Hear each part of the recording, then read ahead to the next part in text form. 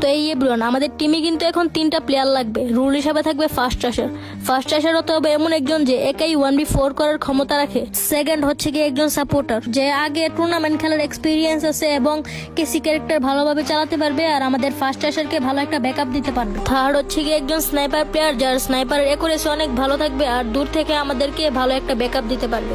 তুমি যদি মনে করে থাকো তুমি ওই যোগ্য প্লেয়ার, তাহলে তুমি আমাকে ইনবক্স করতে পারো বা আমার এই সাউন্ডে একটা ভিডিও বানাতে পারো।